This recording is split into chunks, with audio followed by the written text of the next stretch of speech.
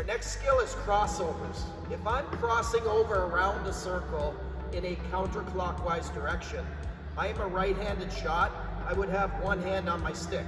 I want to turn my head and I want to look to the middle of the circle, which I'm going to open my shoulders. I want to keep my shoulders open and parallel to the ice. And as I cross over, just like we talked about with our crossover start, I want to cross around in front of my inside foot. I'm going to push off the inside edge of my outside foot. And then as I come around, I'm going to push off the outside edge of my inside foot as I cross over, so that I'm generating speed with both skates. Things to look for as a coach when your players are doing crossovers. If I'm going clockwise now as a right-handed shot, I'm going to have two hands on my stick. So in one direction I have two hands, the other direction I have one hand. Once again, we want to keep our chest up, and we want to keep our skates low to the ice. We don't want a big, huge crossover up in the air. We want to keep our skates low to have a more efficient push. And again, we want to push with both our skates.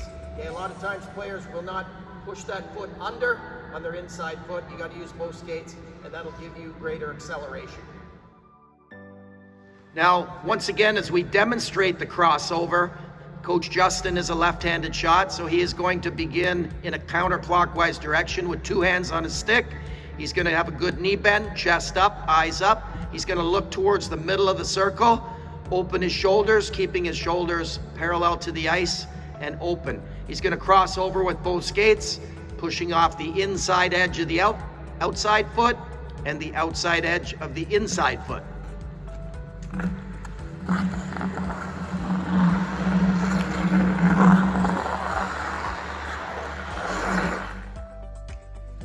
Now as we change direction in a clockwise direction now, Coach Justin is going to have one hand on his stick as he crosses over.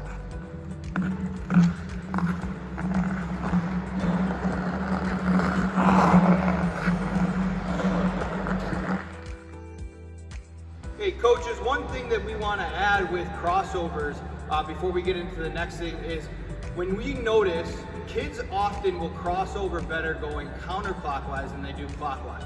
The reason being is when you watch kids get on the ice, they all go the same direction every time they get on the ice, which is counterclockwise. So as you do practices throughout the year, one thing to throw in there is when they come on the ice and they're skating around, have them go clockwise. Have them going one practice clockwise, the other practice counterclockwise at the start of practice to help make it so they're working on going both right and left with their crossover. Okay, now as the game has evolved and it's gotten faster, and not that this wasn't used before, but now we're starting to see more and more, especially forward skating through the neutral zone, as players using crossovers to pick up speed, be more deceptive to defensemen, and be able to change direction quicker.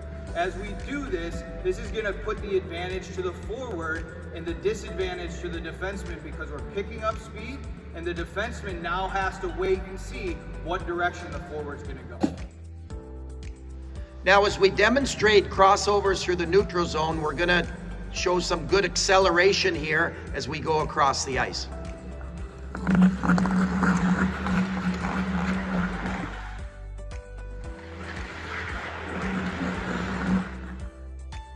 So the next one we're going to talk about is a backward crossover through the neutral zone, most times used by defensemen. Now this is used when the defenseman has to transition, okay, from forward to backward, typically from their offensive zone, going out of their offensive zone into their defensive zone when a forward is attacking them. A defenseman uses this to help pick up speed.